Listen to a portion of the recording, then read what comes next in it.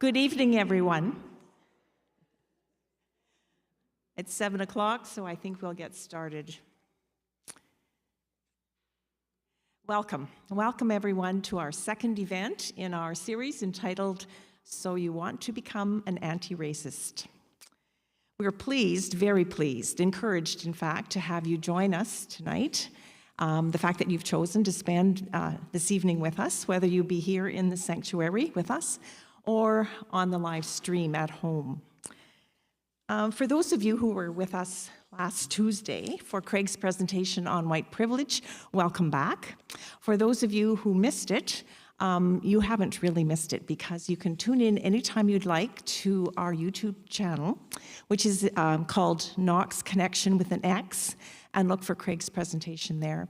And I know you will find it very engaging. As white folks, we know that we have a lot of work to do. And tonight's event is a small piece of that work, a stepping stone along our mutual journey toward equity for all racialized people. In a moment, I'm going to ask Rob to introduce tonight's speaker, but before we do that, I'd like us to be aware of the good and solid earth beneath our feet, supporting us, and the wonders of nature which surround us daily. And we acknowledge our responsibility as treaty people, gathering on Treaty 2 land. And we recognize these lands as home to the Anishinaabe, the Dakota Sioux, the Dene, the Cree, and the Oji-Cree, and the national homeland of the Red River Métis. As settlers, we acknowledge with remorse that we have not lived up to the spirit of the treaty which binds us together. And we recognize the United Church of Canada's involvement in the residential school system and the profound harm it has done and continues to do to our Indigenous neighbors. We recognize the suffering that persists due to our racist and colonial systems. And we commit to reconciliation and to making amends with all those who suffer from our misguided ways. And we commit to walking forward in a good way with all our relations. Our participation in tonight's event aims to equip us with the skills and the capacity to confront racism where we live and work and play, in the hope that we might move intentionally and proactively toward decolonization and reconciliation. I'm going to call on Rob to introduce Ian.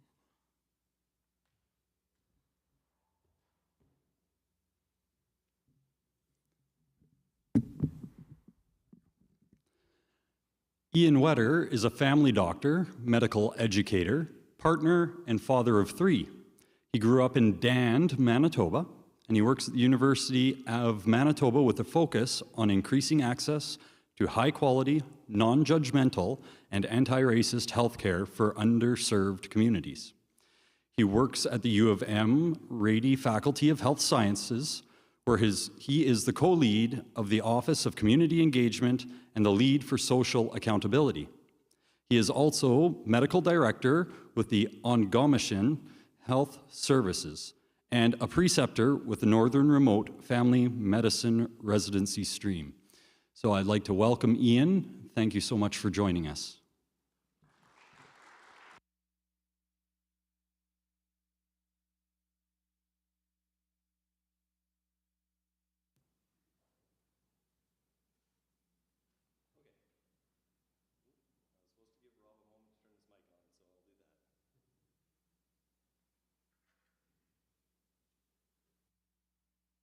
Right on.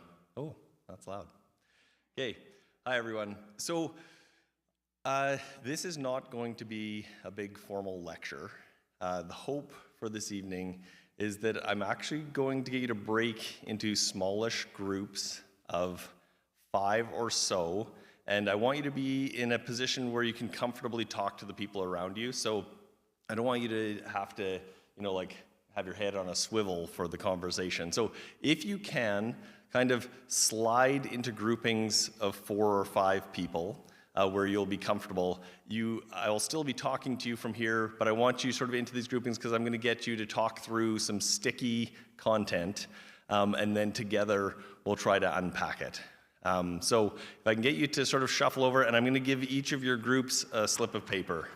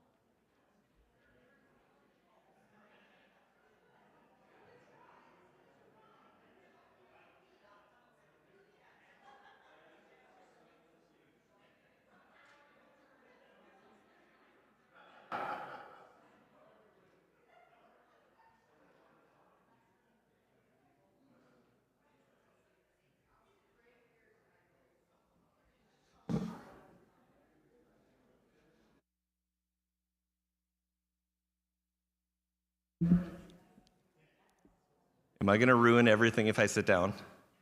No, it doesn't mess up your video or anything like that. I must say that I watched the live stream of Craig's presentation, well, that seems a bit close, sorry, week, and it was, the quality of the video and the audio was incredible.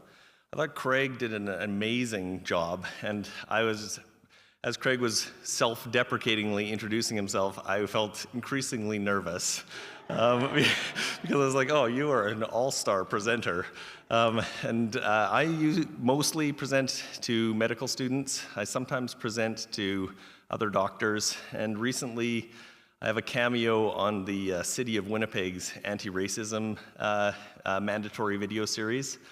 So this is kind of a different audience for me, and I'm pretty nervous. I've got a lot of family in the room. Family and people that I grew up with who are also family.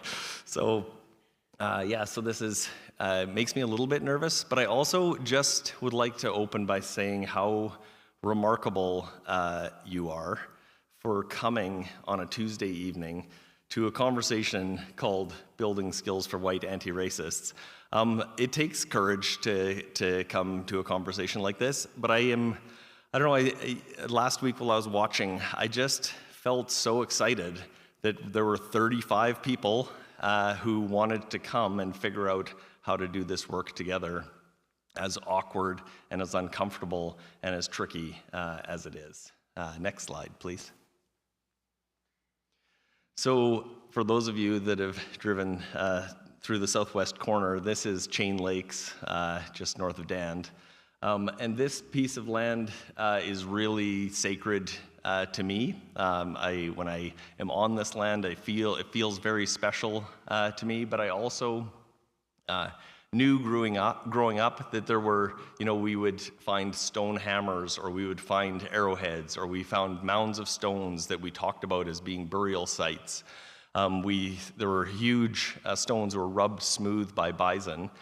But I always had this idea growing up that was something that had happened in the past and was long gone. And I remember Dad telling stories of there being teepees in the willows, back when there were willows on the shores of Chain Lakes, that there were teepees in the willows when he was a child. And so the history of that as a place that was used, probably considered to be owned, or at least shared by Indigenous people, is actually not very far away. But my connection to this land leaves me wondering about that history. So how did this land come to be in our family's hands, and there was no longer an Indigenous presence on that land?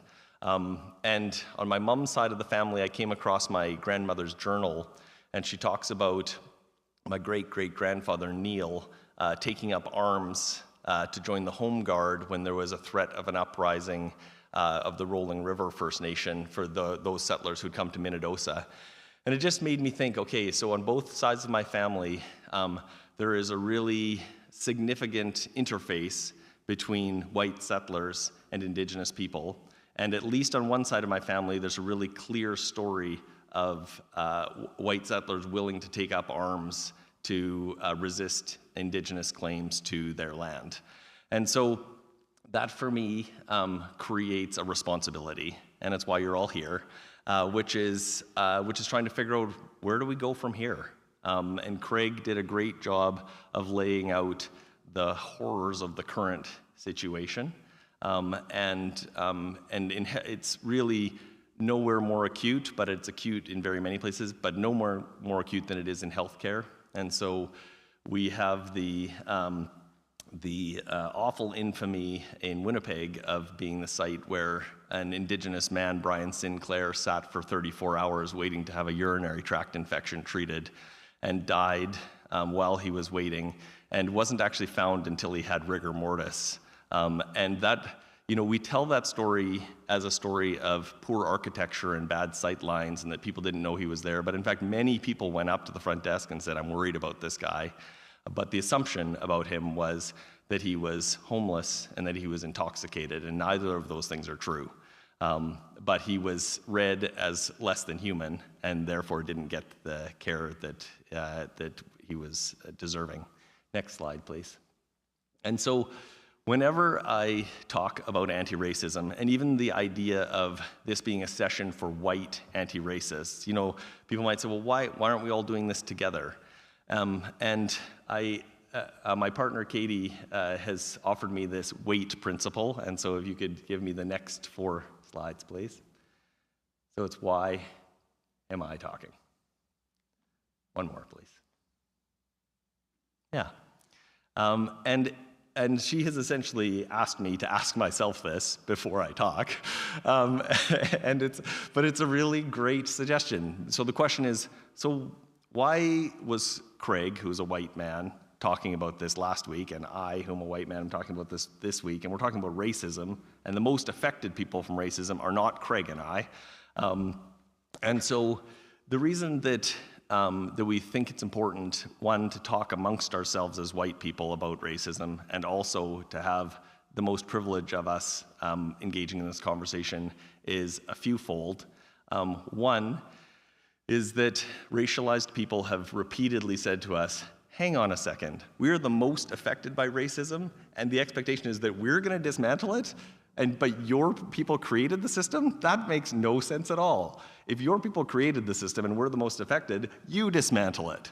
And so that's how we end up in this conversation, is that it's our job as white people to do the dismantling of white supremacy. And so, so that's why we're here to talk together. And the other piece is that people who have lived experience of racism have a totally different knowledge set, experiential awareness of racism and how it operates. And what they have asked us as white people is to say, can you please catch up to us? Can you please build some skills for having these conversations, build some skills for staying in these conversations, not taking your marbles and going home, as Craig pointed out last week around white fragility, that when we get in conversations about racism, we as white people tend to have a suite of kind of expected reactions, and we tend not to react very well to these conversations. And so this is an opportunity for us to build some skills and some resilience in this conversation. Next slide, please. And so Layla Saad, and you've got her book in your library back there. Somebody's taken it out, but you can wait for that person to bring it back. But she wrote this really amazing journal, which is a 28-day series for white people interested in anti-racism to work together as they read through this book.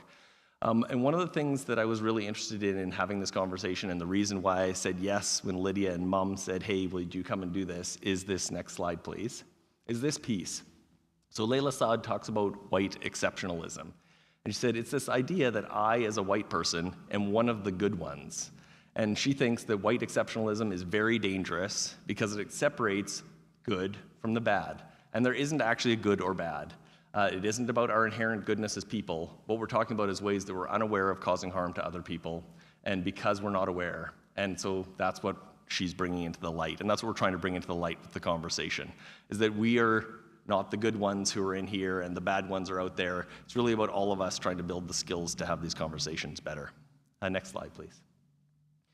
And then in addition to Layla Saad, there's a whole bunch of other Black, Indigenous, and people of color who have essentially said, hey, white people, you need to do this work. And so as Senator Murray Sinclair said, after talking to more than 5,000 people who survived the residential school system and compiling it into that incredible report, the Truth and Reconciliation Commission of Canada's report, he said, hey, we have described for you the mountain, and in fact, we've shown you the way to the top, but you have to do the climbing. You have to do the work. And so again, this is the opportunity for us to really start putting that call to action into action. Next slide, please. And so Senator Murray Sinclair also went on to say, together as Canadians, we have to do more than talk about reconciliation. And if you talk to Indigenous people now, there's a real growing sense that the calls for truth and reconciliation in Canada were hollow. And that in fact, our willingness to actually do the work was not really anything other than trying to make ourselves more comfortable as uninvited settlers on this land. And so what he's really saying is we have to do more than talk, and we have to learn how to practice this in our everyday lives. And it's in places like this, so amongst ourselves, with our families, in our communities, with our governments, places of worship, schools, and workplaces. Next slide, please. So someone had asked Craig to talk about the difference between equity and equality, and I wanted to take an opportunity just to talk briefly about that now, because this is really the work that we're doing, is trying to work towards racial equity. So in Manitoba right now, if you give birth to a child and you are Indigenous, you can expect that that child is going to live 11 years shorter than a non-Indigenous child born in Manitoba. And so that is the inequity that we need to resolve. That's the work that we have in front of us. And we can't do it in healthcare alone. So 20% of a person's wellness comes from healthcare. The other 80% of a person's wellness comes from society and the way that we build society and the way that we build fairness into society. And so this little diagram, which comes originally from The Giving Tree by Shel Silverstein, but you'll recognize it. So inequality is this idea, this one person gets the apples and the other gets none. Equality, which is the image below that, would say, well, let's offer the same resources to everyone. And in medicine, we always say, I treat everyone the same. And I treat everyone the same is a recipe for ongoing inequality. So what we actually need is something that looks more like the right-hand side, which is equity, would suggest we actually invest in people based on their need. So you get a higher ladder if the tree is tipped away from you. And justice would suggest, actually, why don't we actually just straighten the tree so that you, with the same size ladder, you can reach those apples. And so people very often are frustrated that they see, what they see as a differential investment in Indigenous, Black, and people of color's communities, but what we're aiming for actually is equity. And so if you think about what happened during the COVID-19 pandemic, there was data, race-based data that came out showing that Indigenous, Black, and other people of color were getting hospitalized at about 20 years younger than all other Manitobans. And so what the government of Manitoba did, and this is under great pressure from Indigenous public health leaders, they essentially said, because of this, we should be vaccinating Indigenous people at 20 years younger than other Manitobans. So that's where that came from, was that the data essentially said, you've got a 20-year mismatch in how sick people are getting, you should vaccinate with that same 20-year mismatch. If you were calling for equality, you would say, how dare they do that? Those ladders are not the same size. You're giving Indigenous people preferential access. But if you're aiming for equity, that difference in access actually makes perfect sense to level out the hospitalizations, the ICU admissions, and the deaths. And it actually did that. And so that's just one small example of the difference between equality versus equity. Next slide, please. So there's been a real critique. You've probably seen, if you've done these workshops before, the picture of like the three kids watching a baseball game, one who's short, one who's medium height, and one who's tall, and the tallest person can see over the fence at the baseball game, and they give everybody one crate, which would be called equality, and the shortest kid still can't see the baseball game, and the tallest kid is like towering over the fence, and the middle kid still can't see the game. And equity would be that the smallest kid gets 3 crates, the middle kid gets 2 crates, and the tallest kid gets 1 crate. I don't know if you've seen that image before. So these folks critiqued that image because they said that suggests that the reason for the inequity is actually inherent to the person, that the reason the person can't see over the fence is because they're short.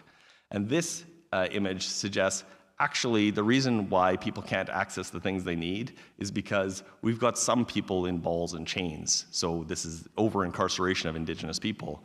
We've dug a hole for some people. So for example, if you're Indigenous and live on reserve, you cannot access the equity in your home. So if you want to build intergenerational wealth, we all did that by buying a home, have it grow in wealth, sell that home, put the money in the bank, buy a bigger home, sell that home, bequeath it to your children. You can't do any of that on reserve because you don't own your home. And so that might be the hole to the left. And meanwhile, we've got somebody who's sitting comfortably on top of a box because the wealth that we extracted from the land through the violent removal of Indigenous people has flowed to people who don't need more, but have more, so we're comfortably looking over the fence. So just another way of looking at that. Because sometimes we think about the inequities as being a natural state. This is like, oh yeah, the world's like that, things are unfair. It's like, no, this was actually very specifically constructed to work like this. And it was very specifically constructed to work like this by my ancestors. And so the responsibility, so Patrick Wolf says colonization is a structure, not an event. And if you think about colonization as a structure that persists today and not an event, then whose responsibility is it to dismantle the structure but the people who are the descendants of the folks who made the structure in the first place? And so that's what we're going to do, is we're going to figure out how to dismantle that structure. Next slide, please. So now we're going to break into your small groups, and we're going to talk about some skills. And so we're going to go through 5 skills today. And the number 1 skill is listening. And I've got this open flower there, because this is a different kind of listening. This is not just hearing. This is really like letting it soak into your heart and to really think about, holy smokes, like the amount of wealth that was accumulated in my extended family as a result of the removal of Indigenous people from the land is astronomical. And when I think about the comparison to the people that I encounter in clinic, for example, who are struggling to make ends meet or who are struggling to put food on the table for their families, like that brings a different kind of listening, a different acuity to the listening. Next slide, please.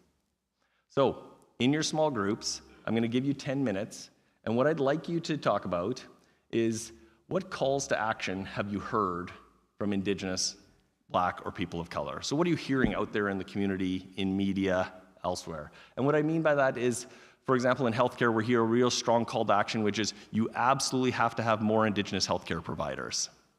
And what do you do to connect with that message? And so what I mean by that is, so if I hear from Indigenous people, you absolutely have to have more Indigenous healthcare providers, what I do to connect with that message is I think, okay, my dad went and got his hip replaced recently, and he was greeted warmly at the door. The staff that greeted him were super friendly. We were allowed to come, 3 of us were allowed to come and sit in the waiting area, and nobody gave us any grief. I went in feeling totally at peace that the person who did the surgery and the person who put him to sleep were going to absolutely respect him. And in fact, while we were sitting down in the waiting area having coffee, 2 of the anesthetists came down, happened to be friends of mine, told me, oh yeah, the anesthetist who's doing his surgery is going to do a great job, he's excellent. And I felt totally safe in that encounter. But when I think about, Dr. Barry LaValle tells a story of a young Indigenous woman. She's an Indigenous physician in Winnipeg, now the executive director of the Kiwatinawi Inukuk Minuyawin, which is the Northern People's Health Organization. You've probably seen him in the media. But he told a story of he was in a St. James clinic, and a young woman came having been stabbed in the neck. She came to his clinic, and this is similar to the story Craig told last week, actually. She'd been stabbed in the neck on Saturday and came to his clinic on Monday, and he said, oh no, like this is, stabbed in the neck is an emergency department problem. You don't come to the clinic on the following Monday. And he said, what happened? And she said, I was afraid of how they were going to treat me. And so if I think about the juxtaposition of her experience and my experience with my dad here in Brandon, then that call to action from Indigenous people to have more Indigenous healthcare providers really matters. And so then I wanted you to talk about in your groups, like, how did you feel in the moments that you heard that call to action? So, you know, in that scenario, you might think, oh, well, I want my kids to grow up and be healthcare providers, and if we're going to prioritize Indigenous people becoming healthcare providers, then maybe they won't have the same access when they apply to medical school, for example. So I might feel some fear that I might lose something in that. And then, how did your feelings impact your movement from ideas to action? So we've got a clear call from Indigenous people to bring more Indigenous people into health services. My fear that my children might not have the same access to that education might make me say, I don't really want to do anything about that. Or, well, let's just let the status quo ride. So, in your small groups, you don't have to answer all of them. You can pick one that resonates with you. I want you to just talk amongst yourselves. And if you need to get away from the group nearest to you so that you can hear each other, please do. I'm going to give you 10 minutes to talk about that, and then I'm going to come and bring the mic around for folks that want to share something that they thought was particularly poignant in their group. And this is not going to be forced sharing. If you're like, we don't want to share, that's no problem. So I'll give you 10 minutes now to talk amongst yourselves.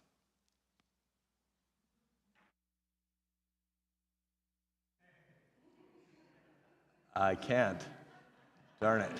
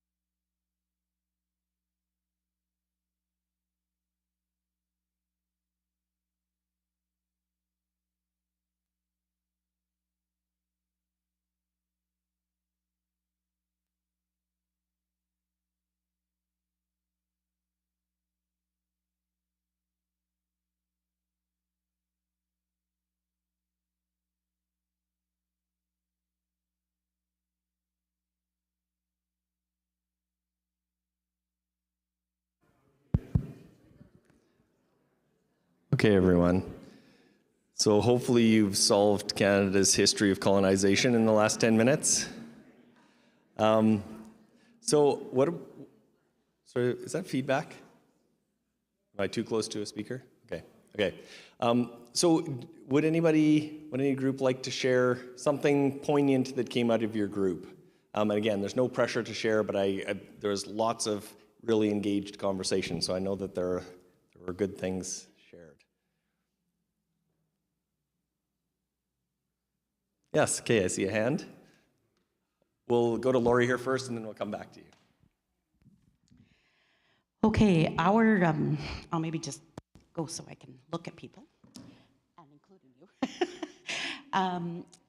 One of the calls that we came to mind first off was access to clean water.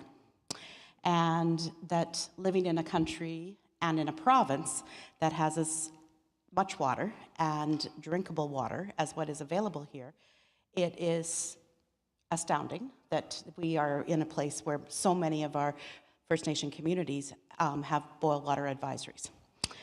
And so then these were not necessarily the comments of the people that were in there, but these are comments then that they hear when they're sitting in a coffee shop or they're talking amongst others with that's just going to cost too much to put treated water into all of those communities. Like, there's just a problem like that. They already have everything. They expect us to hand them everything. Why do we have to give them more? Why can't they figure that out for themselves? And then some suggestions of, would they even be able to look after it? Like, how would that work? How would they be able to do that?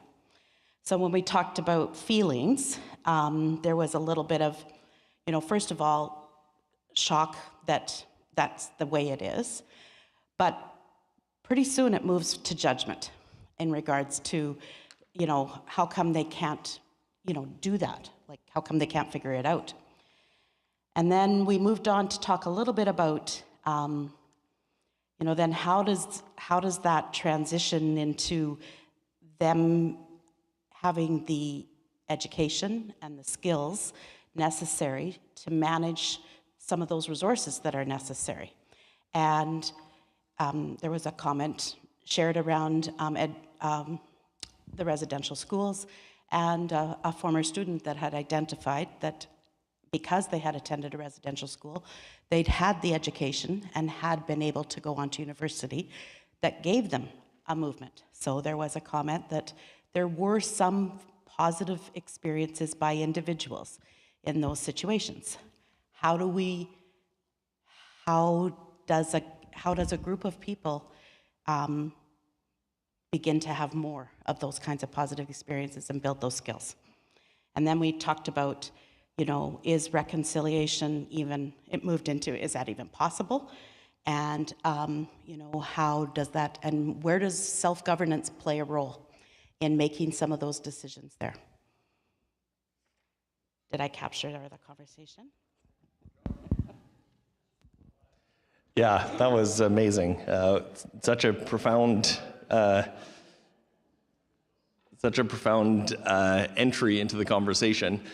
I know that I had asked you to bring some experiences that you'd had with trying to confront racism, or times when it had gone well or times when it had gone badly. And so I will give you a chance to share those. But this moment that you talked about of people saying, how could we possibly afford to have clean water in all of the communities in Manitoba? I don't know, those comments really give me pause, because, when I think about the Island Lake communities, so this is Garden Hill, St. Teresa Point, Wasagamak, and Red Sucker Lake. In that corner of the province, there are at least, so in census, there's 12,000 people, and in reality, it's probably closer to 20. And we would never have a white community in Manitoba with 20,000 people that didn't have road access, didn't have a hospital, and didn't have drinkable water. Never. And so we just had to pause in those moments, and people like to talk about it like it's a geography problem. Oh, it's just, the geography. There's muskeg, and, there's lakes everywhere and trees. And then I just think, okay, but we did put a human on the moon. So I don't think this is an engineering problem. And I'm pretty sure we can do it because we actually just totally renovated the rail line to Churchill where there's 800 mostly non-Indigenous people. So I'm pretty sure that we can solve this one. And so it's a matter of will. And the pandemic was just a perfect example to me of just like, oh, hang on a second. When it becomes a government priority, you can move a lot of money and a lot of things in policy to make something happen that you want to have happen. And so to me, this is a will problem. But I think it is unconscionable that we elect people for whom that's not a priority. You know, I think that that is a real question. Like, I don't know, that should be number one. Like, everybody gets water. I feel like that seems good. Good place to start. So, yeah, so I know that was a great start. Would another group like to speak? This gentleman at the back here had his hand up.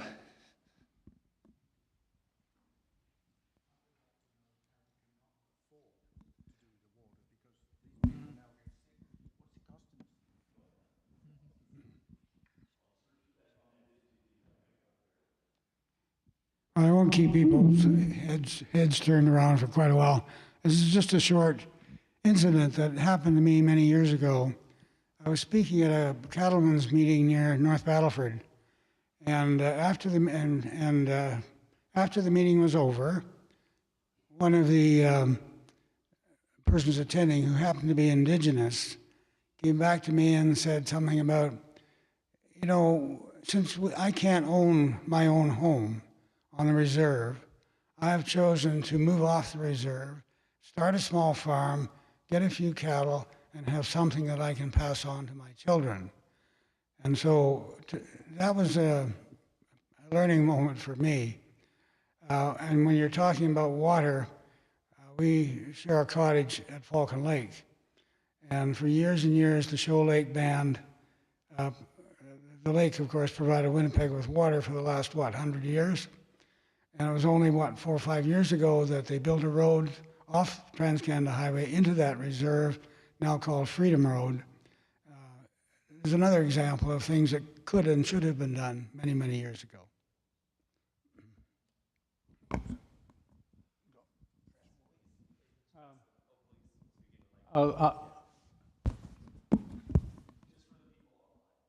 I'll be not long.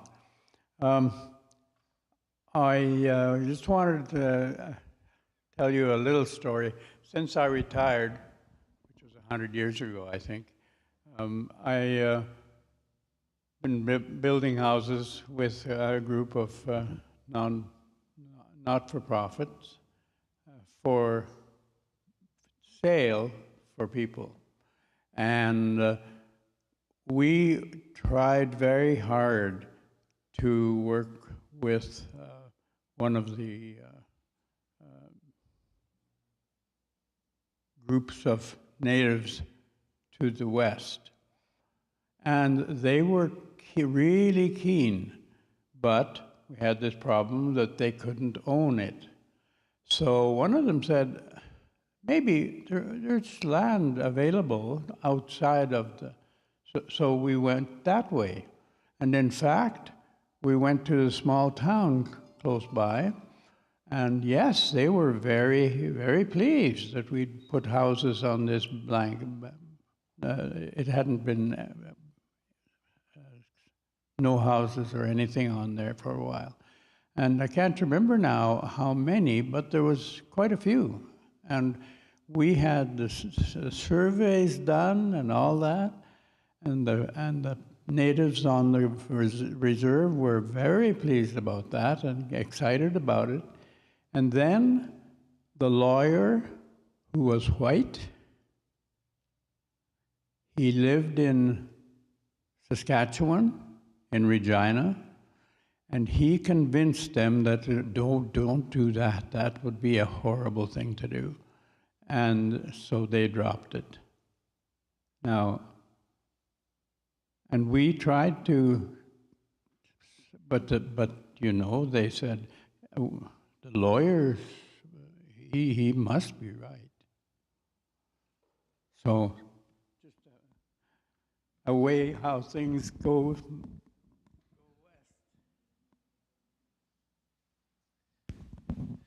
Yeah, I think that it's just a perfect example of when a community tries to exercise their autonomy and white experts come and suggest that they know better. So yeah, no, great example. I'm going to move on to the next slides, and we'll be your side of the room for the next time we do a round of sharing. So.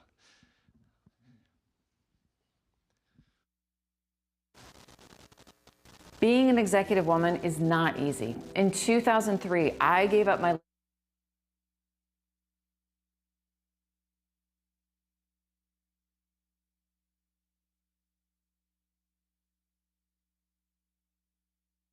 Can you give me this mic? Oh yeah, thanks. I'm going to show you a quick video. This is actually it's about 10 minutes long. It's a spoken word artist, Jay Smooth from Brooklyn. He is a black man. He'll talk a little bit about his race history. And he'll talk a little bit about, he first made a video on a TED Talk about how to tell people that they sound racist without saying that they are racist. And this is his follow-up video to that conversation. And so it's very instructive for some of what we're talking about. So please go ahead.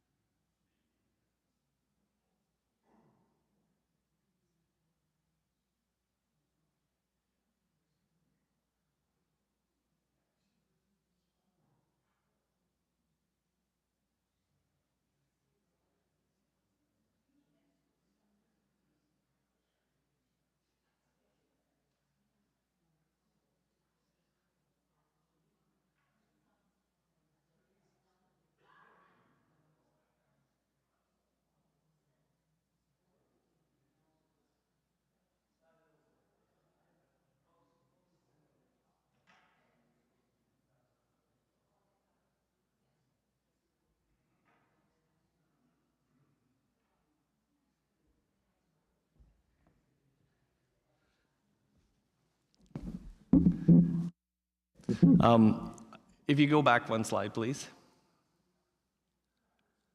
To the one that won't play. It's okay, I just, unless it won't go.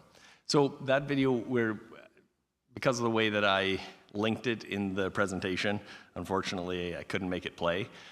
But I'll tell you the punchline of it, but you should go and watch Jay Smooth do it because it is so well done. But the punchline of it is that he says, we need to move away from the tonsillectomy model of anti-racism to the dental hygiene model of anti-racism.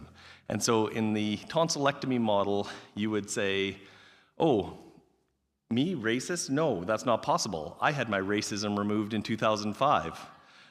Like it's an immutable fact about us, as opposed to the dental hygiene model, which is if you think of yourself as a clean person, it doesn't mean you don't brush your teeth anymore. And in fact, you have to brush your teeth every day, twice a day, sometimes 3 times a day, in order to consider yourself a clean person. And so that if we want to be anti-racist, this is an everyday practice, and that we should respond when somebody says, hey, Ian, that thing you said sounded racist. We should respond in the same way that you would if somebody pointed out that you had spinach in your teeth. which is you say, thank you. Yeah, thank you for pointing that out to me so that I don't go through the rest of my day with spinach in my teeth. Just a small side story. I was in a meeting for an entire day. I had something that had ketchup in it at about 9 o'clock in the morning. And at 4 p.m., somebody told me I had ketchup on my face, which meant that I had had ketchup on my face through the entire meeting. And I felt a real reduction in my trust with the people in the room with me. But I think if we think about anti-racism in that way, you know, that if somebody points out to you, hey, that thing you said sounded racist, or we don't talk like that anymore, or hey, can you imagine if someone Indigenous heard you say that? That our reaction to people is, hey, thank you for telling me that. And that is a demonstration of trust. That is like, this person cares about you and trusts you enough that you can receive that and do something with it and not lose your mind. So we can move on to the next slide now. So I want to talk a little bit about tone policing, and I'm sorry for the font on these. It looked great on my laptop, but now it looks tiny. But I'll read this out to you. So this is by Alyssa Ho, a woman who is writing on social media, but she said, tone policing is where a conversation is derailed because one chooses to focus on the way the message is being presented rather than the message itself. The attention is drawn to the way that someone is speaking about something rather than what they're actually saying. Tone policing suggests that there's a right way for Black, Indigenous, and people of color to talk about their lived experiences with racism. You can't expect Black, Indigenous, and people of color to be polite and pleasant in speaking to you about their pain and oppression. Focus on what we're saying, not how we're saying it. And I think we often get stuck in this, like if only they would say it in a way that was more polite, when it's like, no, but what they're asking for is recognition of their humanity.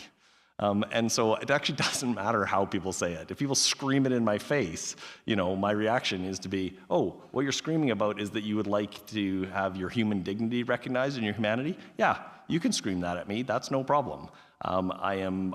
Your humanity is important to me, and how you make the request for your humanity to be recognized doesn't actually matter. And so it is actually a bypassing mechanism that we have as white people to say, I don't actually want to talk about the racism part, so let's talk about you talked to me in a rude way. And it's like, no, the rude way part, like, sure, but let's actually talk about what they're really talking about, which is the impact of racism in their lives. Okay, next slide, please. So skill 2 is about reflection. If you could, next slide, please. And so reflection is an interesting one, and it requires us to do a little bit of like checking in with ourselves. And this model, this is Stephanie Nixon, and she's a physiotherapist at the University of Toronto. I love this model because what it does is it says, okay, if we're going to talk about racism, that's the system of inequality, and she refers to that as a coin, the coin model. And so she said, this is the social structure that produces and maintains the inequality, the racism. But for every system of inequality, there are people who will be oppressed by that system and people who will benefit from that system. And she said, what's been missing from all of our conversation about oppressive systems up until now, and probably not all of them, but is this recognition that white people benefit from racism every single day. And so our motivation to end racism is actually not necessarily a personal motivation. It is a motivation that everyone's children, when they're born and they look at them, should expect them to live as long as the others. That everyone who works hard should be able to make a living for themselves. That everyone who is born into this world should have access to clean water. And so the thing about the top of the coin, the people with privilege, is, so this is what Craig was talking about last week. So it's an advantage that others don't have. We did not earn it, and we have it because of who we happen to be. And so it is the flip side of the people who are on the bottom of the coin. They have a disadvantage that others do not. They did not earn it, and they have it because of who they happen to be. And so that we need to keep both sides of that coin in mind if we're going to do this work. Next slide, please. And so one of the things that Stephanie Nixon talks about is just the importance of maintaining attention, and this gets called in some circles intersectionality, but the idea that there's a temptation sometimes to say, if you picked social class, you might say, okay, well, I'm the child of middle-class farmers from southwestern Manitoba, therefore I don't have privilege.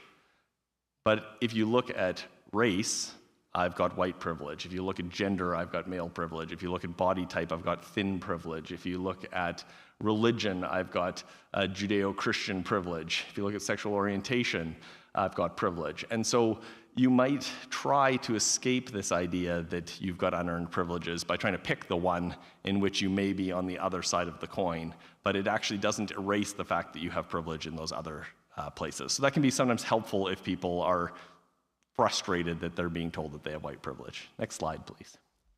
So this font is going to be totally unreadable, so I'll have to read it to you.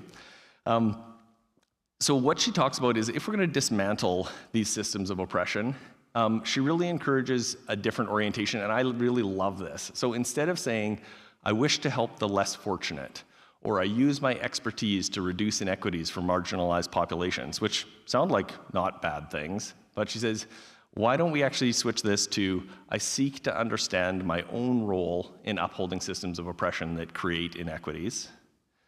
I learn from the expertise of and work in solidarity with historically marginalized groups to help me understand and take action on systems of inequality. And this includes working to build insight amongst others in positions of privilege and mobilizing in collective action under the leadership of people on the bottom of the coin.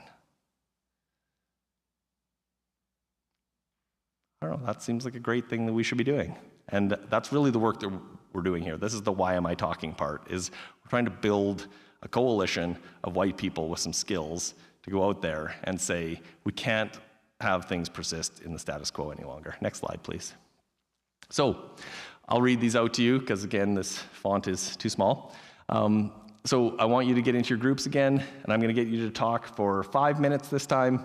And I want you to reflect on, in what systems of inequality do I have power and privilege? How do those intersect? And I'm not asking for people to reveal deep secrets about yourself. You don't have to do that. How have I benefited from being white? How do I continue to benefit? And can you think of a time that you've upheld a system of inequality? So the example that came to mind when I was talking about this earlier with Katie is, an example might be, okay, my kids play recreational hockey. I recognize that the cost of hockey is so expensive that many people couldn't possibly afford to do that. Perhaps there's a suggestion that the people who can afford it should pay more, and the people who can afford less should pay less, so that everyone has equitable access to the sport. And so a time that you might have upheld that is to say, that sounds complicated. Why don't we just bill everybody the same, because that seems like the easiest way to do it. But in doing so, you're essentially going to make it so that people who can't afford to pay the fees to play hockey aren't going to play. And so that might be a time that you would have upheld a system of inequality. So I'm going to get you to talk amongst yourselves. So the questions again are, and if you can back up the slides in a moment, Laura, to the one that has the systems of the attributes. Yes, this one. So which of these attributes do you have? How do they intersect? So in my case, as a white, cis, hetero male, like Craig had talked about last week, like when I walk into a room, there is, and because I'm a doctor, there's this element of like, oh, we trust what this guy is going to say, even if I don't have any expertise in that topic at all. And you find doctors talking all the time about things that's like, you don't know anything about that. But because of the amount of privilege this society has given us, the intersection of those privileges gives you a feeling that you have the power to speak on things that you are not qualified to speak on. So just as an example, my own personal example. So how do those intersect?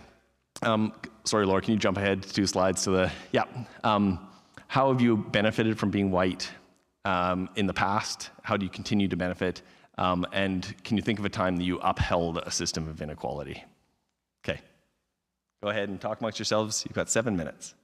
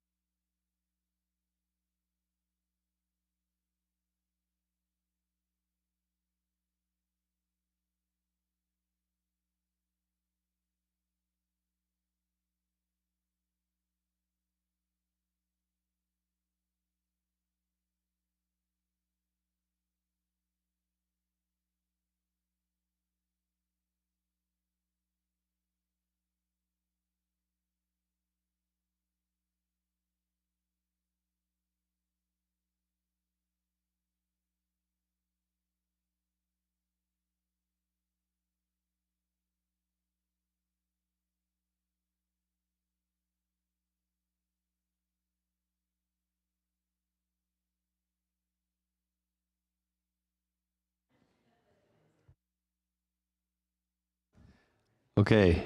Oh, thanks. Okay, so I'm going to go to this side of the room because I left you out last time. So, 7 minutes to solve white supremacy. You got it solved? Yeah? Does anybody have something poignant that they would like to share that came out of your group, that bubbled out of these questions? The expectation is not that you are resolving all of these questions. It's mostly just to probe a little bit.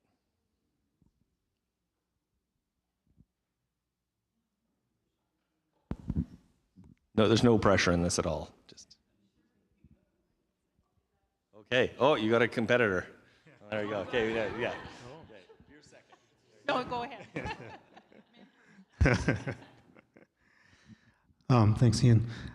I guess, in terms of the systems, the basic answer is all the systems, and we focused, I guess, particularly on the education system, and somewhat on healthcare systems and how easy it is for us to access, and how that continues, both on a cultural basis, but also geographical basis of how we can access and make use of the systems that we have. And we've all benefited from that because we've had the ability for land ownership, that system has helped us right from the beginning to be where any of us are at in our individual lives. And I think in terms of the last question, that if we think of a time we've upheld a system, we uphold it every day without realizing it. I mean, it's just so much a part of us, part of what we've sort of taken for granted, and we just accept it every day. So we keep working within those systems without asking the question, I've had some experience up in the north, when you get up in the north and you realize what it's like to, one of the communities that I've been in was Cross Lake, which is about an 8-hour drive. You can drive to Cross Lake from Winnipeg, but if you try to imagine what it's like if you've been able to obtain high school, to make the jump to go to university, perhaps with almost zero supports in Winnipeg, 8 hours away, where home is very much in the north, and all the cultural jumps. We haven't had to jump through all those cultural changes in our life to the same extent. We've all had cultural challenges, but not to the same extent. Anything else that my group thinks I should say? No? Okay.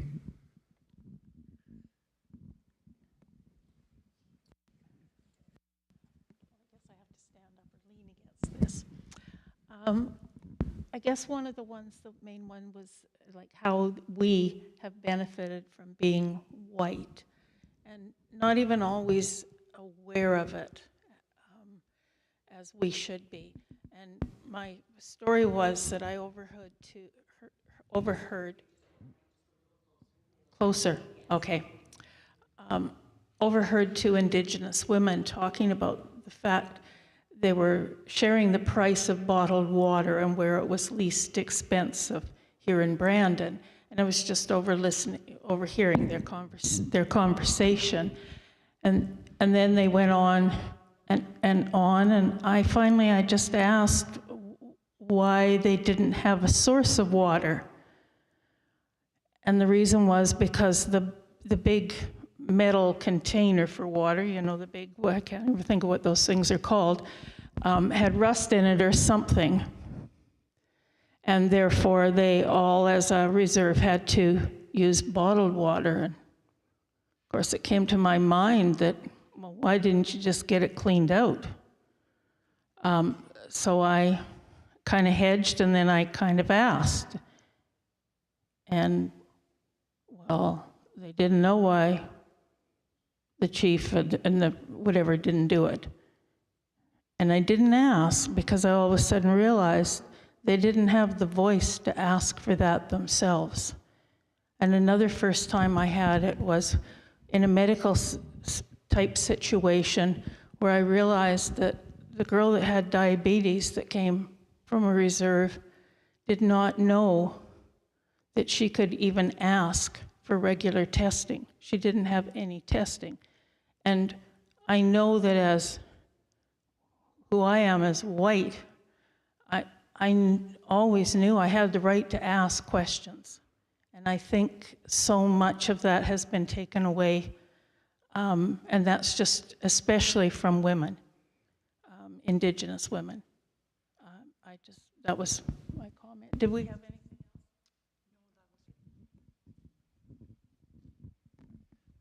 else? Okay. I'll stick this one back over here, Robert, and then I'll go back to the podium.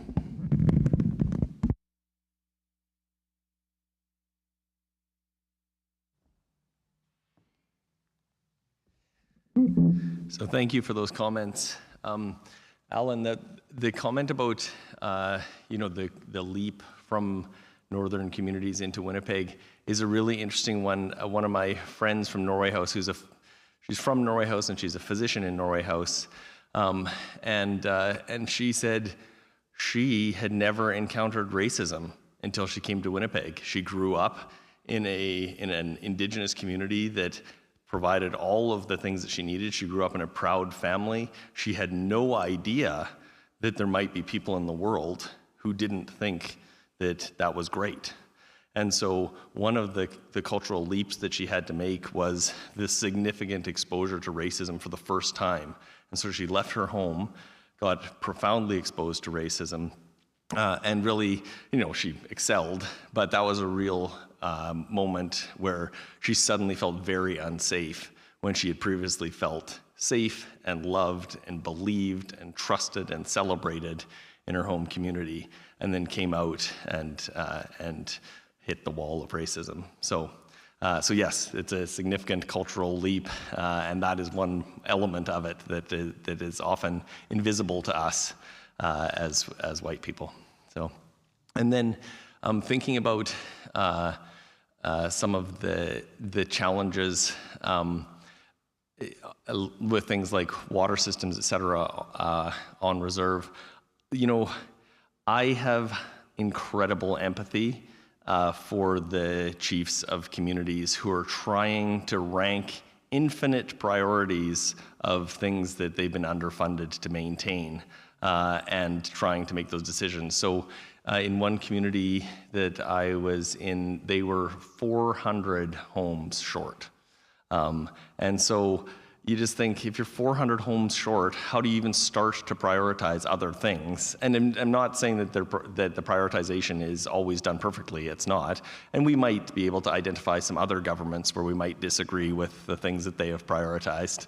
But I just think that one is always like, I have great empathy for trying to provide for the citizens of your community when you have not anywhere near enough resources to do the thing that you're expected to do. And I totally agree with you that I think of like trying to find a way to amplify the voices of Indigenous women in this country, and trying to figure out how we listen to and create spaces for those voices to be heard. I'm with you on that one, for sure. Next slide, please.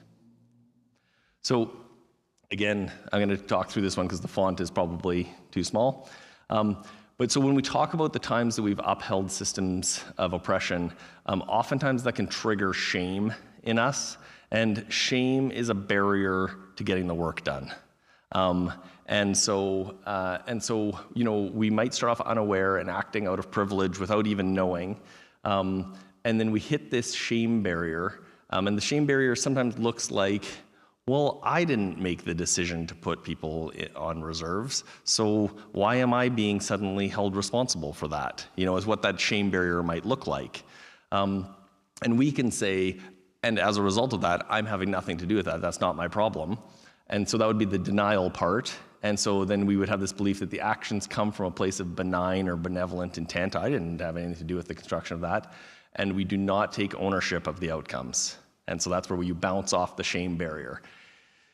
The best way that I've found to work through the shame barrier when I encounter it is to differentiate between shame, which is the negative feeling about who I am, versus guilt, which is negative feelings related to what I did, versus their cousin, the flip side of those, which is responsibility. And I actually have figured out a mechanism within myself to look at shame and guilt and then flip them into responsibility. I can't do it perfectly all the time, but it has been really helpful because then I think, okay, I'm not dodging the responsibility. I'm staring straight at it. And I got trained by some hard workers who said, like, you don't leave until the job is done. And so we don't leave until the job is done. And we're not going to leave Black, Indigenous, and people of color carrying this load. We're just going to feel the shame. We're going to feel the guilt. And we're going to say, what is that trying to tell me? And what that's trying to tell me is you've got some responsibility here, the flip side of that. And then the responsibility is we have this awareness of our position of privilege and the power that we have, and then this moment of acceptance, which is taking some ownership of the effect of the consequences of leaving the status quo the way it is. And sometimes when people say things that are racist, I say, you know, it sounds to me like you're defending something. What are you defending exactly? Like, because if people start to be like, well, I'm defending the status quo, I want things to stay the way they are. And I'm like, really? Really, you do? Because the way things are right now is terrible. I don't want things to stay the way they are. I actually want everyone to be able to have access to the things that they need to survive. Next slide, please. Okay, so skill number 3 has to do with that looking at the flip side, the responsibility part, and taking on a personal identity as an anti-racist. So I am one of those lucky people that happens to have an electric car, and the electric car is either burning electrons or creating electrons, and it just flops back and forth. There's no kind of like neutral spot. If you take your foot off the gas, it generates power. If you press the gas, it takes away power. And those are our options, to be anti-racist or to be acting in ways that uphold racism blindly. And so we have to make the choice that we're going to try and keep the thing tipped in the anti-racism zone. So we need to adopt this identity, which is like, I am a person who wants to do good in the world, and in order to do that, I am going to adopt an anti-racist stance. And this cartoon, I don't know if you can see it, but there's these burly guys on one side of the boat and the skinny guys on the other side of the boat, and it says, I've got it too, Omar. This is the captains talking to each other. I've got it too, Omar, a strange feeling, like we've just been going in circles. For Black, Indigenous, and people of color, we are the people on the right side of that diagram. We have not picked up the weight of this work because of white privilege. We have the privilege to say, I don't really feel like doing that today. I don't really want to pick that work up. That works, I don't have to do that. And meanwhile, Indigenous, Black, and people of color are like, I would love to not pick up this work, and this work lives on top of me. And so the question is, what are we going to do to look at the responsibility side of the work and to carry the load together so that the boat's not just going in circles, so that we're actually doing our part like we were all kind of raised to be, which is like, you know, if you're on a hockey team and your team's out there working their butts off, you can't just skate around in circles behind your own blue line. You have to like get into the fray. And likewise, if you're at a job site, and everybody's working hard till the buzzer goes or till the end of the day, like you don't just lay down your tools and say, I think I'm going to clock out now. I don't really need the money, so I'm going to go home. It's like, no, you stay until the job is done. And what Indigenous, Black, and people of color are telling us is like, you need to show up. You need to come and join this work with us because we're exhausted and your people created this system, so you have to help us dismantle it. Next slide, please. Okay. So this is just going to be a quick one. I'm going to give you 3 minutes to talk about this, which is 2 years from now, if a young person in your life, a kid, a grandkid, a neighbor kid, came and asked you, what did you do about racism? What would you want to be able to tell them? And the next question is, why is it important to you to work against racism? Why is it important to me to work against racism? So I'm just going to give you a few minutes. Yeah, I'll give you a few minutes just to talk through that. I'm going to give you 3, okay? So I'll turn it over to you now.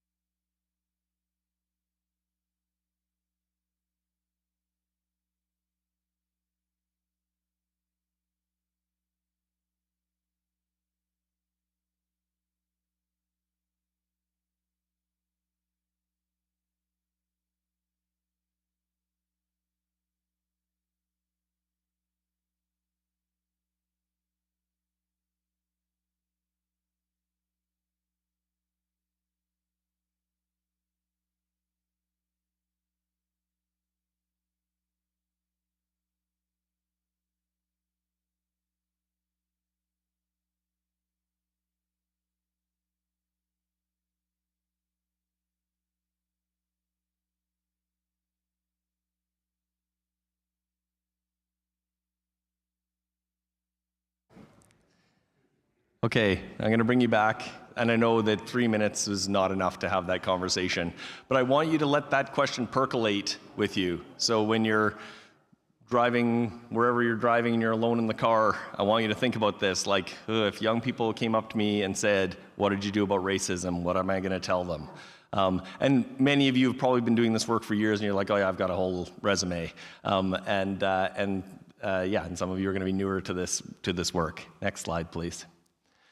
So this skill 4 is really the key piece, which is we need to move from talk to action. We need to be doing things every day in our lives. Within ourselves, like the conversations we have with ourselves, we need to be doing this around our dinner tables. We need to be doing this if we're on boards or groups or organizations or whichever, and in our workplaces. And so if we think about that shark as racism, none of us is going to have to do this on our own, but we're all trying to build together a coalition that can fight this. And so right now what I'd like to do is I want to hear, did any of you come with stories of times that you tried something that either didn't work or had an experience that you want to talk through? And if you didn't, that's okay. But if you had something that you're like, I want to talk through this, then this is the chance.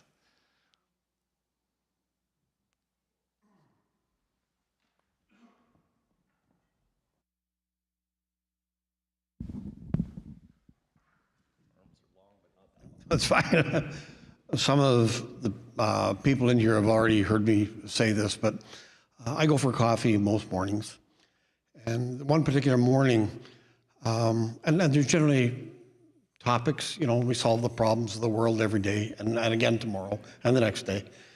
But this one particular morning, there were a bunch of the fellows sitting around, and they started degrading immigrants, Aboriginals, blacks, lesbians, and trans, and gays. And wow. And I got kind of mad. And I said a few things that, came right to my mind. And then I just looked at them and I said, this is bullshit.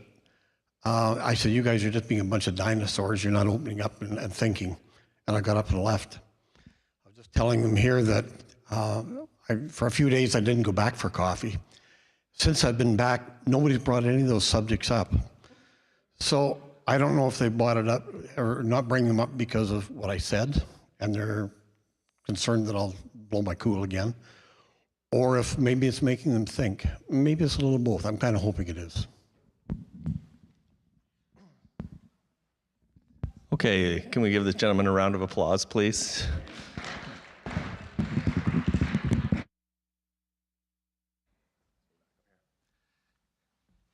So, oh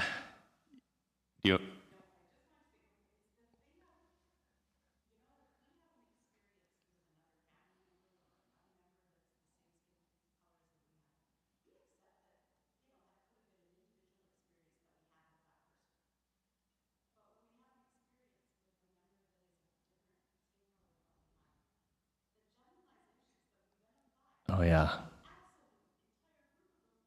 Yeah. Yeah. Yeah. Yeah. So just for those of you who are online, what Lori said is that if somebody in our family or in our friend group says something, we just think, okay, that's what they think. Whereas if a person of a racialized group says something that we either disagree with or we find different or whichever, we generalize to the entire group. And I think that's what Peggy McIntosh was saying when she said, one of the elements of white privilege is I can speak to a group and not put my race on trial. So it's that same kind of idea and I've got a colleague who is a black woman who says, she's like, I have to be 3 times as good as the rest of you to do my job as a physician because I don't have the assumption of competence. And so I have to prove myself every day because I am representing black women in medicine in this role. So the reason why I wanted a round of applause, because what you did there is the key thing that we are being asked to do, which is mark the moment in whatever way you possibly can. And so sometimes that is, can you repeat what you just said? Sometimes that is, can I just reflect back to you what I think I heard you say? Sometimes that is blowing our cool. And I think any of those are excellent because the sort of refrain that we see out there is silence equals violence. And the silence of white people in those moments. So let's imagine in that coffee shop that there was a young Indigenous family who were also there trying to have coffee with their family in the morning, heard what was being said by your group of people, and you sat there silently. They're going to think that is a dangerous group of people who all agree. By blowing your top in that moment, you set a signal to, I mean, you both importantly sent a signal to your friends, which is like, I don't agree, actually. I'm not participating in that. But you also sent a signal to everyone around you. And so sometimes because I am so conflict avoidant, my temptation is like, I'll talk to you about it later. And my Black, Indigenous, and colleagues of color have said to me, yeah, that is an okay step 2, but step 1, it would be really good if you said something in the moment to signal to people. And so we had the accreditors for the University of Manitoba Medical School come, and they asked, so what is the experience of Indigenous people in your medical school? And one of the people with power in the group said, oh, well, you know, in Manitoba, because of Sifton's immigration policies in the 1930s, we had a wide array of immigration from Eastern Europe, and as a result of that, we don't have a dominant cultural group in Manitoba. And so I was telling this story to my Indigenous colleague, who was not in the room at the time, and I was told it like in this incredulous way. I was like, oh, God, can you believe that he said this? And she's like, oh, yeah, that's awful. And then what did you do? I was like, I didn't do anything. And so I went after the fact and I spoke to the guy and said, hey, here's what's problematic about what happened in that meeting. But she's like, okay, but in that moment, you don't send a signal to anyone that anyone disagrees with that. So what you've essentially said to the accreditors is like, all of us at the University of Manitoba agree with this idea that there's no dominant cultural group in Manitoba, which is not true. Next slide, please. Yes.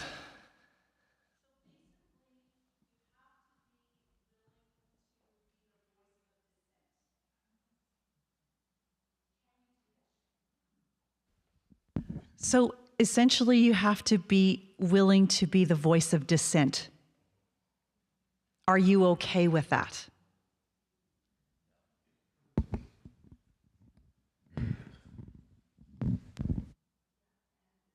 Mary, please. And sometimes I'm wondering if each situation calls for the same action. It calls for the same response, maybe, but is it the same action? Like I can remember being 6 in Toronto, and the first time I maybe even saw this person, a black person, was coming down the street and these kids were teasing them. So I went and beat the powder out of the 2 white kids.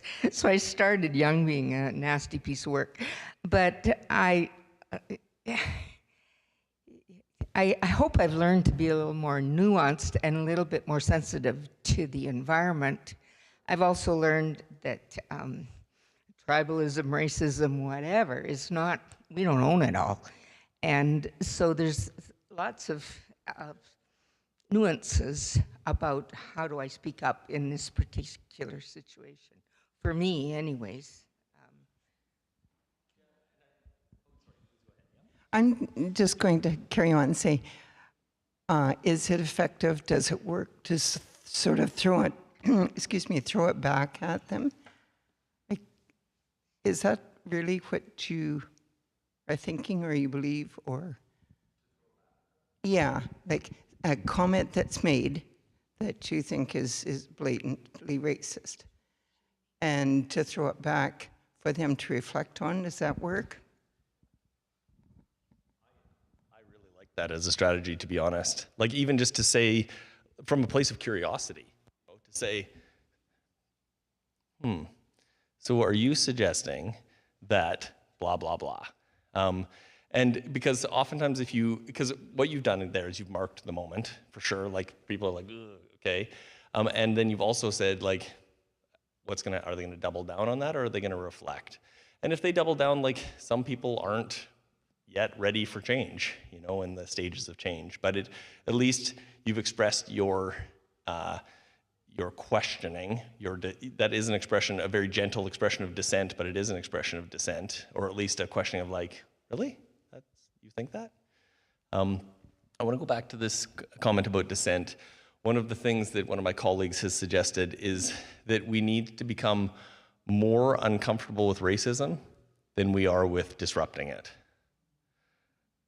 And that was landed in me very awkwardly, because I thought, oh, I might be more comfortable with the status quo than I am with interrupting it. And that was a real kind of aha moment for me. Yes? Yes, please do. I always worry about saying something improper, but my husband worked up north for most of his 44 years. He was a land surveyor, and he worked solely on reserves and with Indigenous people. And he was a quiet man, and he very seldom said, he has been gone 3.5 years now, but when people would make comments, like, I appreciate what Brian's saying, because Cam would be really, really hurt when he'd hear remarks like that, but because, well, Brian knows Cam, he was a quiet guy and he wouldn't say anything, but we'd talk about it ourselves, and he'd say that if people had only went with him for a month, they would have got a little bit of understanding what Indigenous people go through and how they've been treated. But most people don't have. I never had that opportunity. I just had to learn from what Cam told me. And so I think that's a real barrier, that most people, they maybe don't want to be. You can't call them ignorant because they've never had an opportunity to learn anything. And that's really hard to beat, don't you think?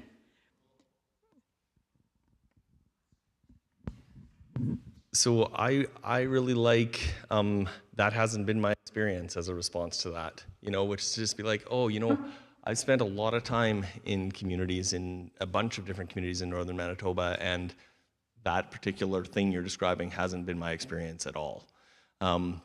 And so then you also start to get a little bit of probing into, is this a person who doesn't have any experience and is just speaking from sound bites, or maybe they have had some experience, and trying to unpack that might give you an opportunity to talk through that.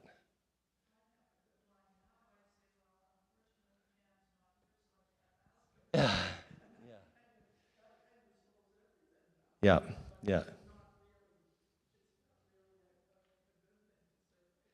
Yeah, I mean, but I think what you're doing though is you're still making an attempt to mark the moment, and I think marking those moments as problematic is the work that we need, some of the work we need to do. I'm gonna just want to respect your time and not spend too much time up here. So I'm gonna go to the next slide, please. I'm going to just leave this one for now, just out of the interest of time. But, I want to go back and I'll just read them for the folks for whom the font is, everyone, for whom the font is tiny. How does your comfort with racist comments or acts happening around you compare to your comfort with interrupting racist comments and acts? So that's just the question for ourselves. And then I was going to get you to describe a time that you interrupted racism, but we talked a little bit about that. And so these are some things that I want you to just take a moment to think to yourself right now, which is, what is one anti-racist action that you can commit to on an individual level going forward? So this would be kind of like, I'm not going to let racist comments go by without some kind of marking. That's just an internal commitment. Or I am going to connect with my neighbor who happens to be an Indigenous person. Or when there is an event happening and people ask for allies to come to provide some protection. So sometimes rallies or protests can be a real time of a lack of safety for the people who are speaking out, and having some white people there to just take on the other white people. So sometimes people refer to that as calling in your cousins. So like white people confronting white people about their racism, so that Black, Indigenous, and people of color can do the work that they need to do in and for their communities. And then the other is, what is one anti-racist action that you can commit to on an organizational, institutional, or community level going forward? So again, this is just an internal commitment to yourself. Like, what are 2 things that I can take out of this? Next slide, please. This video won't play, it was embedded, but this is from the 5 Ds of bystander intervention by a group called Right to Be Blank. And so they fill out in the blank with right to be Asian, right to be gay. But what they talk about is the 5 Ds, which are to be direct, so to just speak to the people directly, to distract from the moment, to delay, to delegate. So this is the example that they have is a lineup in which a fat woman has got a tray in front of her, and the woman behind her is commenting on what's on her tray.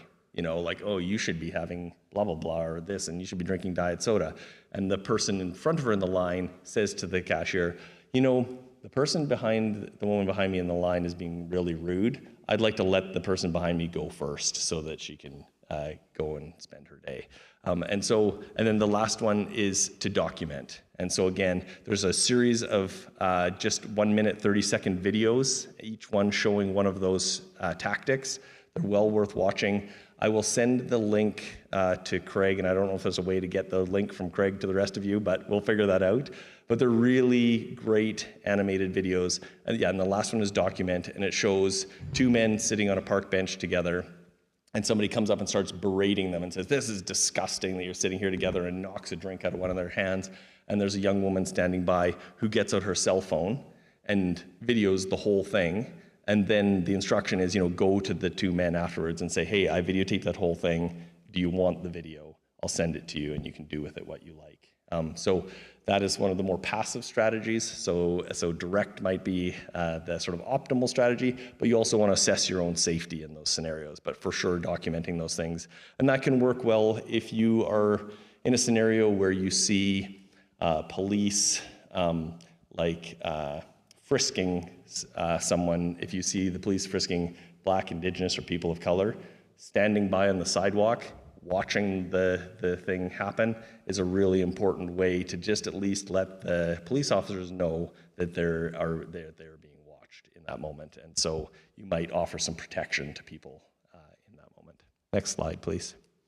So another place for action, and it would be worth in your reading group that I think is the next step of this, to consider reading this document. So this is a document from the Yellowhead Institute talking about land back. And so Eve Tuck and Wayne Yang are 2 academics who wrote a paper called Decolonization is Not a Metaphor. It's a really great paper, and really what they say is if we're going to use the language of decolonization, that has to mean 3 things: the return of power, land, or resources.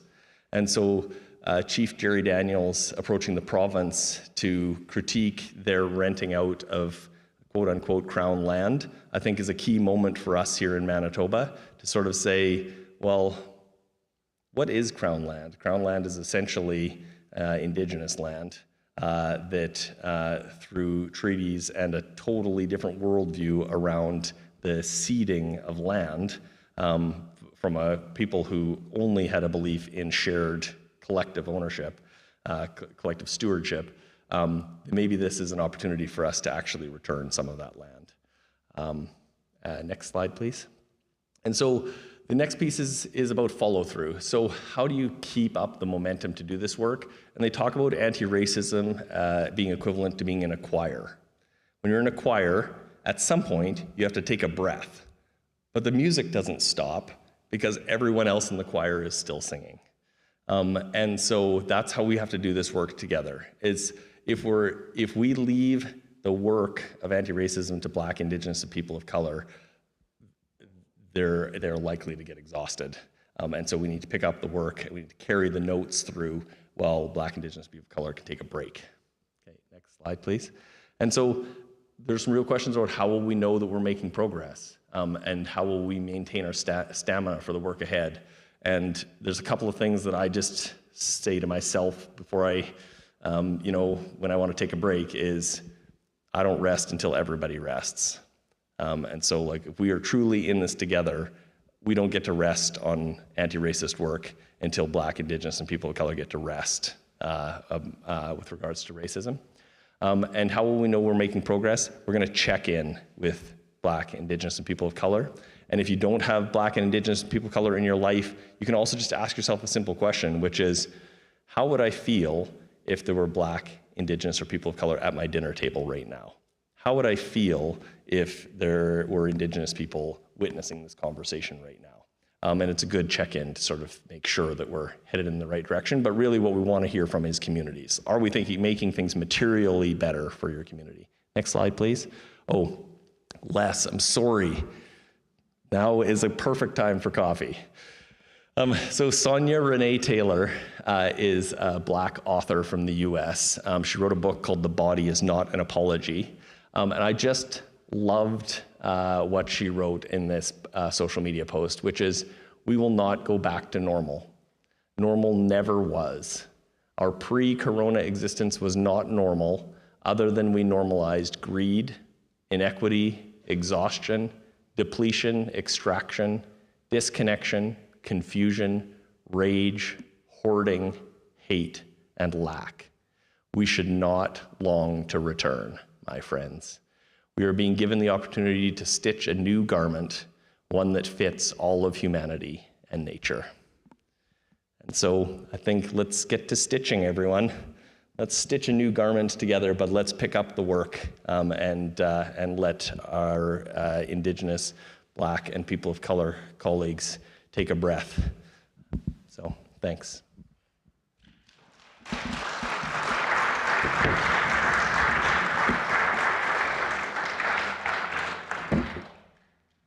It's awkward to clap with a microphone in your hand, but I would clap for you because this is really just collective work that we're doing together, and the fact that you sat through that on a Tuesday evening is amazing. And thanks so much for your time. And Craig would like the microphone for one moment.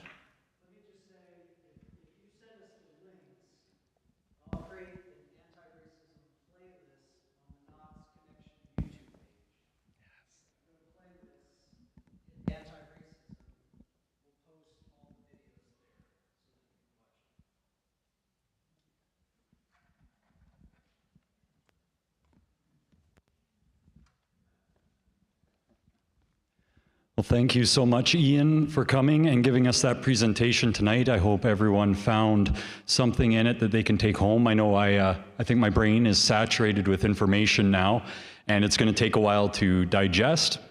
Of course, the video will be uploaded to the Knox Connection YouTube page, so we can all go back and revisit it, to revisit anything that maybe we didn't catch fully the first time, or something that we want to see again. I know I look forward to taking that information and moving forward in my own life to hopefully do better, and I'm sure everyone else here does as well. And collectively together we can make a change for the better in our communities, make them more loving, kind, compassionate, and just. There are refreshments being made in the back. There are some cookies and snacks as well. So I invite everyone to take some time for a little bit of fellowship and some refreshments. Thank you all so much for coming, and thank you again, Ian, for a wonderful evening.